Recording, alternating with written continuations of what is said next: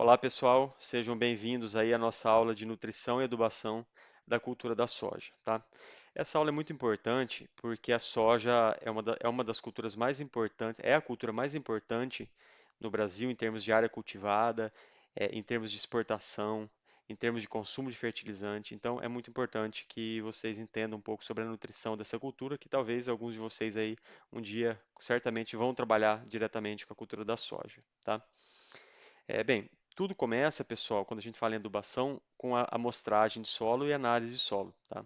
Então, aí estão as camadas recomendadas, de 0 a 20, 20 a 40, tanto para culturas anuais quanto para culturas perenes.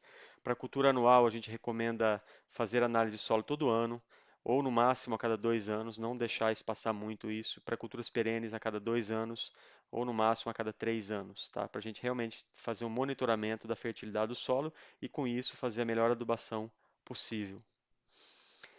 Manejo químico do solo, pessoal. Para qualquer cultura, essa é a sequência que a gente sempre vai abordar, tá? Primeiro começa com a calagem, depois vem a gessagem, a fosfatagem, a rotação de culturas, a adubação orgânica, se for possível, e por fim, a adubação mineral, tá? Então, sempre que a gente vai falar de adubação de soja, milho, a gente pensa em somente adubação mineral, mas na verdade, a adubação mineral é a última etapa do processo. Antes de fazer a adubação mineral, nós vamos fazer uma série de atividades para melhorar o solo, para preparar o solo para aquela cultura e aí então eu fazer a minha adubação mineral, que é a parte mais cara, né? Então, só para vocês terem ideia, enquanto uma tonelada de fertilizante custa 1.500, 1.800 reais, uma tonelada de calcário custa 60, 70 reais, uma tonelada de gesso custa 70, 80 reais, tá?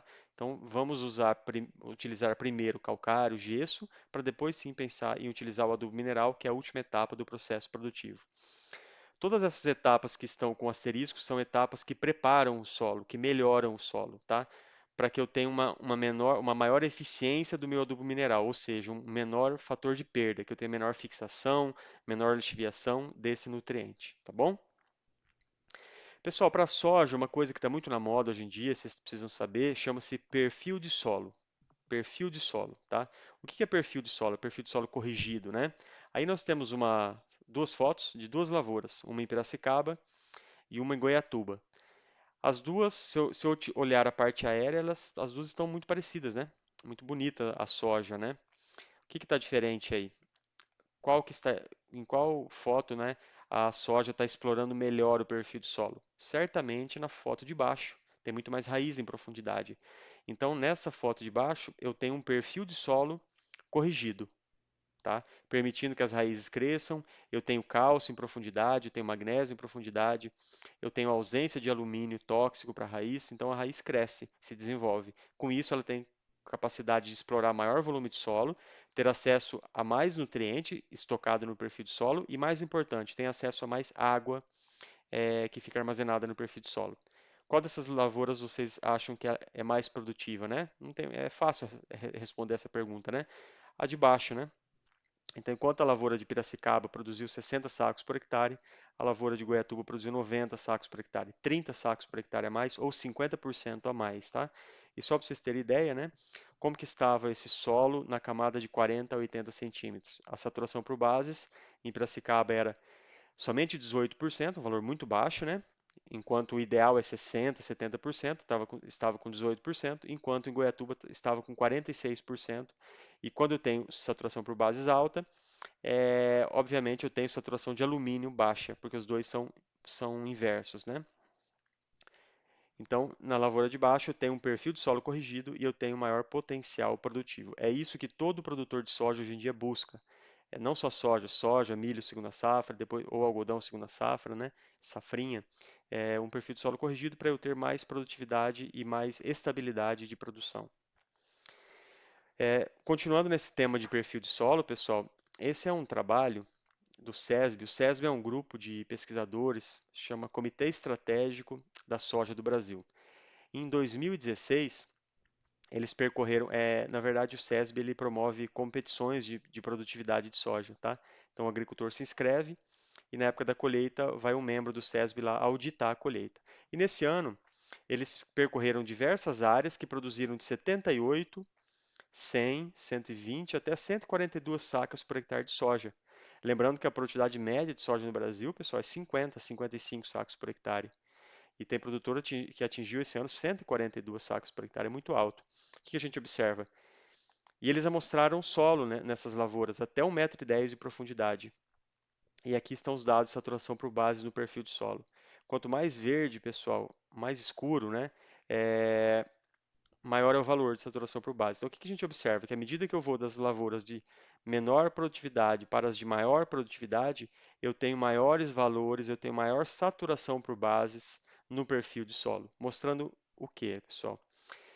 Que lavouras de soja de alta produtividade ocorrem em áreas com saturação por bases corrigida, acima pelo menos de 35, 40% nas camadas mais profundas do solo. Por quê? Quando eu tenho saturação por base acima de 35, 40%, eu tenho um pH mais alto e, consequentemente, eu já não tenho mais alumínio na forma trivalente. Minha saturação por alumínio ela é zero, então permitindo que a raiz explore todo o perfil de solo, tá bom? Ou seja, é muito importante o agricultor hoje ir atrás de corrigir perfil de solo. E aí, quando ele está fazendo uma abertura de área, um agricultor que está começando, né, comprou uma fazenda ou foi para uma região nova e vai fazer a abertura, o início de uma área, de uma lavoura, né? Nesse caso, existem algumas fórmulas que ele pode utilizar para recomendar calagem.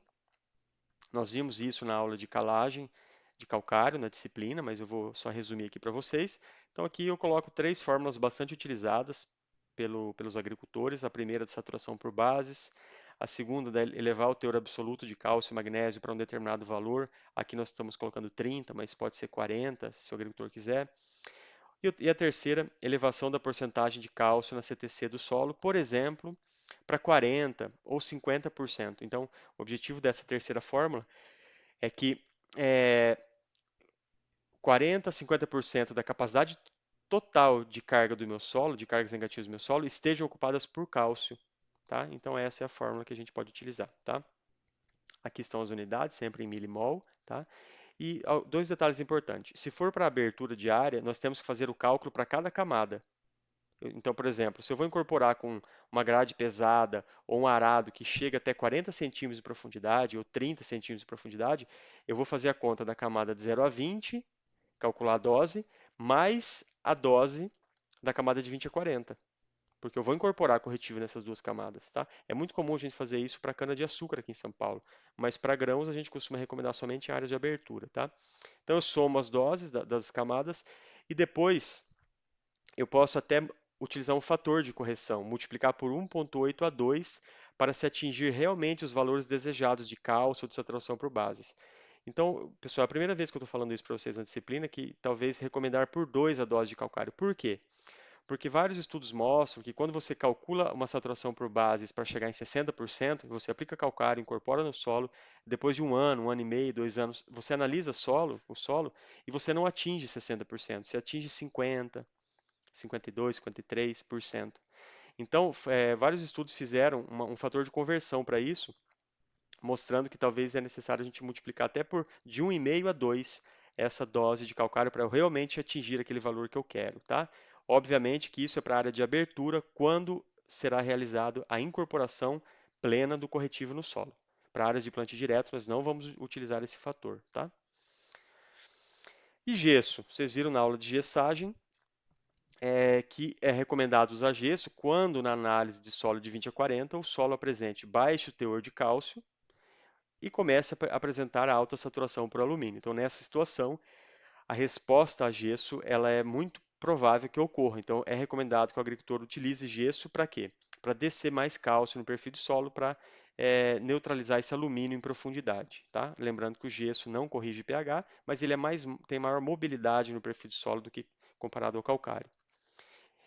E aqui alguns critérios para recomendação de gesso. Na aula de gessagem vocês viram alguns critérios, aqui eu vou resumir 4 critérios que são bastante utilizados. Os dois primeiros são baseados em porcentagem de argila. O terceiro é uma fórmula do próprio professor Witt, né, aqui da Exalc, que visa elevar a saturação por base para 50% na camada de 20 a 40. E a quarta fórmula é uma fórmula do professor Caires, da Universidade Estadual de Ponta Grossa. É uma fórmula mais recente, mais moderna, cujo objetivo é elevar a porcentagem de cálcio na CTC efetiva do solo, não é mais na CTC potencial, na CTC efetiva, lembrando que CTC efetiva é a soma de cálcio, magnésio, potássio e alumínio, elevar cálcio a 60%. Então essa é uma outra fórmula. Então aí existem 4 parâmetros, vocês podem fazer a conta pelos 4 e escolher, comparar eles e escolher qual dose vocês vão, qual critério vocês vão seguir. Lembrando sempre que para gesso é recomendado utilizar a amostra de solo da camada de 0 a 20, 20 a 40, desculpe, tá? Do subsolo. E fosfatagem, pessoal, quando nós estamos trabalhando com solos que tenham teores muito baixos de fósforo, nós estamos com um rendimento relativo muito limitado. Então, nessa fase, nós estamos construindo fertilidade do solo até eu conseguir atingir um determinado valor, determinado teor de P no solo, tá? Por exemplo, a resina, a meta nossa é atingir 20 miligramas por decímetro cúbico. Tá? Então, sempre que eu estiver trabalhando num solo em uma área de abertura que ele esteja pobre em fósforo, é recomendado fazer uma adubação fosfatada corretiva ou fosfatagem para que eu eleve esse teor no solo acima do nível crítico, tá? E que vocês lembram bem, no exercício que vocês fizeram, esse aí é o critério que a gente tem recomendado para a realização da fosfatagem. É um critério, então, do Djalma Souza, da Embrapa, que ele pode ser utilizado tanto para o método da resina quanto para o método do Melish, tá bom? E fonte de fósforo para fosfatagem? No nosso entendimento, no meu entendimento, nós temos que utilizar para fosfatagem fosfatos de solubilidade moderada. Eu acho um desperdício a gente utilizar fosfatos solúveis, né? Superfosfato simples, superfosfato triplo ou MAP para fosfatagem, porque eu estou usando um produto muito nobre, totalmente solúvel em água, que vai ter contato com o solo, então vai ter uma fixação muito rápida isso, né? Então a recomendação nossa é utilizar produtos que têm um custo um pouco menor e que tem um fósforo de solubilidade gradual, como por exemplo fosfato natural reativo, como Biovar, Arad e Gafsa, ou esses outros fosfatos que têm sim solubilidade parcial. Então nenhum desses fosfatos dessa lista são produtos de alta solubilidade em água, eles têm solubilidade em ácido cítrico ou em CNA mais água, e não é o total que é solúvel, é uma parte que é solúvel, tá bom? Então, essas são as fontes que vocês podem considerar para recomendar fosfatagem. Ah, não, professor, vou preferir usar um fosfato solúvel, tá? Tudo bem, é uma opção sua, ele é um pouco mais caro, vai fazer efeito também, vai funcionar muito bem, mas ele vai ter um custo bem mais alto, tá bom? Lembrando também que a gente não pode, eu estou falando de fosfatos naturais reativos, não estou falando de fosfato natural. Fosfato natural ele tem muito baixa solubilidade e a eficiência agronômica dele é muito baixa, então ele não está nessa lista aí, tá? E só para ficar claro, pessoal, qual que é a sequência de aplicação, né, de produtos em área de abertura? Primeiro calcário, seguido de incorporação profunda. Depois de um mês, 2 meses, se aplica o gesso, com incorporação leve, com grade niveladora ou grade média, ou mesmo sem incorporação. E por fim, a fosfatagem, com incorporação superficial, com grade niveladora, 10 a 20 centímetros de profundidade, para eu evitar um pouco o contato desse fósforo com os óxidos do subsolo, tá? E aí eu realizo o plantio. A fosfatagem pode ser realizada 1 semana ou 2 semanas antes da semeadura, tá? Não precisa de muito tempo de contato com o solo. Uma coisa muito importante, pessoal, para a produção de soja é a rotação de culturas, tá? Rotação de culturas. Então, só para vocês terem ideia, né? Aqui temos duas fotos. À esquerda, uma área de monocultivo de soja, fazem 6 anos que só é cultivado soja, soja, soja, soja, sem rotação de cultura nenhuma, tá? No lado direito já é um sistema que tem soja, seguido de milho safrinha, e eventualmente se coloca também crotalária e braquiária no sistema. Então, olha só a diferença de potencial produtivo do tratamento 1 da esquerda para o tratamento 6 à direita. Então, pessoal, é fundamental que em todas as regiões do Brasil o agricultor faça rotação de culturas para manter a vida do solo, o solo mais ativo biologicamente, tá? Porque se o agricultor não fizer isso, nos primeiros anos ele vai produzir bem, produzindo só soja e milho, soja e milho. Mas depois de 5 anos, 10 anos, o sistema dele começa a entrar em colapso, começa a entrar em compactação exagerada, e começa a aparecer problemas de pragas, de patógenos de solo, de nematóide, que aí ele vai ter que recomeçar o sistema tudo de novo. Então é melhor que ele faça realmente essa rotação de cultura. E aí, pessoal, só para vocês terem ideia, né? Tem uma fazenda no Mato Grosso, fazenda Capuaba, que eles realizavam plantio convencional até 94, Então, plantio convencional, vocês sabem, né? É grade, todo ano gradeia a área. Esse era o aspecto do solo é, quando se praticava plantio convencional.